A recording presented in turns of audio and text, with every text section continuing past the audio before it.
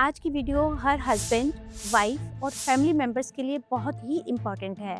आज हम डिस्कस करेंगे कि दहेज लेना अगर एक ऑफेंस है तो दहेज देना भी एक अपराध है। सेक्शन 3 डाउरी प्रोहिबिशन एक्ट में दहेज लेना और दहेज देना दोनों ही पनिशेबल ऑफेंस है। अगर एक वाइफ अपनी कंप्लेंट में ये एलिगेशंस लगाती है कि उसके पति और उसके ससुराल वालों ने उनसे दहेज मांगा और लड़की की फैमिली ने दहेज दिया, तो अब वो ये एडमिट कर रही है कि इन्होंने दहेज दिया, तो क्या इस स्टेटमेंट के बेसिस पर हस्बैंड, वाइफ या उसके फैमिली मेंबर्स के अगेंस्ट कोई एफआईआर करा सकता है?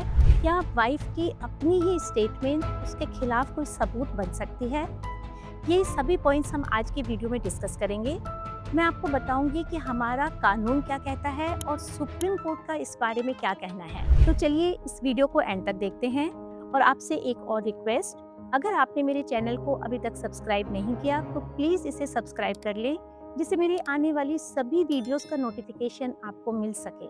चलिए इस केस के फैक्ट समझते हैं। इस केस में वाइफ ने अपने हस्बैंड और उसके परिवार वालों के खिलाफ एक एफआईआर सेक्शन 498A आईपीसी और सेक्शन 3 डाउरी प्रोहिबिशन एक्ट में रजिस्टर करा दी, जिसमें ये एलिगेशंस लगाई कि उसके ससुराल वालों ने इनसे दहेज मांगा और उस डिमांड को फुलफिल करने के लिए लड़की के फैमिली मेंबर्स ने दहेज दिया। इसके बाद हस्बैंड ने एक कंप्लेंट मजिस्ट्रेट की कोर्ट में लगाई, जिसमें ये अलेज किया कि मैंने और मेरे परिवार वालों ने इनसे कोई दहेज नहीं लिया, लेकिन क्योंकि ये एडमिट कर रही है अपनी कंप्लेंट में कि इन्होंने डाउरी दी, तो इस बेसिस पर इनके खिलाफ एक FIR section 3 dowry prohibition act में रजिस्टर की जाए। मजिस्ट्रेट की कोर्ट ने हस्बैंड की कंप्लेंट को डिसमिस कर दिया और कोई रिलीफ नहीं दिया। इस ऑर्डर के अगेंस्ट हस्बैंड सेशंस कोर्ट गया, लेकिन सेशंस कोर्ट ने मजिस्ट्रेट के ऑर्डर को ठीक ठहराया और उसे रिलीफ नहीं दिया। अब हस्बैंड छत्तीसगढ़ हाई कोर्ट गया, लेकिन छत्तीसगढ़ हाई कोर्ट ने भी उसे कोई रिलीफ नहीं दिया और मजिस्ट्रेट और सेशंस कोर्ट के ऑर्डर को अपहोल्ड किया। लेकिन हस्बैंड ने हार नहीं मानी और वो सुप्रीम कोर्ट पहुंचा। सुप्रीम कोर्ट ने डाउरी प्रोहिबिशन एक्ट के रेलिवेंट प्रोविजंस को डिस्कस करते हुए क्लियर किया कि ये बात बिल्कुल सही है कि सेक्शन 3 में दहेज लेना और दहेज देना दोनों ही पनिशेबल हैं, लेकिन इसी के साथ एक बहुत ही इम्पोर्टेंट प्रोविजन है सेक्शन 7 क्लॉज 3, जो ये कहता है कि किसी भी अग्रीव्ड पर्सन के स्टेटमेंट पर उसके खिलाफ प्रोसिक्यूशन लॉन्च नहीं किया जा सकता।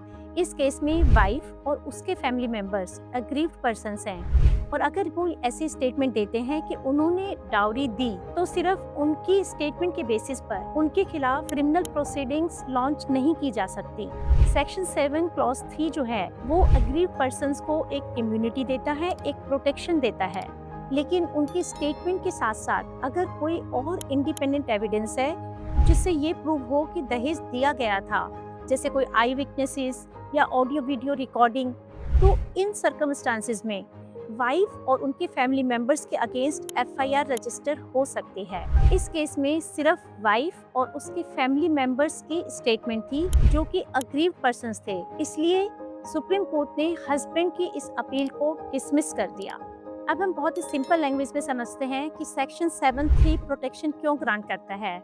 अगर किसी भी महिला को दहेज के लिए परेशान किया गया, डाउरी डिमांड की गई और उस डाउरी डिमांड को फुलफिल करने के लिए उन्होंने दहेज दे भी दिया, तो अब अगर हर केस में महिला के खिलाफ कोई एफआईआर रजिस्टर होने लगी सिर्फ इस बेसिस पर कि उन्होंने ये एडमिट किया है कि हमने दहेज दिया, तो इन सर्कमस्टांसेस में कंप्लेनेंट्स कंप्लेंट करने से डरेंगी और जेन्युइन केसेस भी रिपोर्ट नहीं हो पाएंगे। मैं उम्मीद करती हूँ कि आपको वीडियो पसंद आई होगी, और अगर आपके इस टॉपिक से रिलेटेड कोई भी प्रश्न है तो आप मुझे कमेंट कर सकते हैं, डायरेक्ट मैसेज भी कर सकते हैं। मैं पूरी कोशिश करूंगी कि आपके प्रश्नों का पर्सनली उत्तर दूं। वीडियो अगर इन्फॉर्मेटिव लगी हो तो प्लीज इसे लाइक और शेयर करें और चैनल को सब्सक्राइब करना ना भूलें। तो नेक्स्ट वीडियो में जल्द ही मिलते हैं एक अगले टॉपिक के साथ। तब तक अपना और अपने परिवार का ध्यान रखें। धन्यवाद।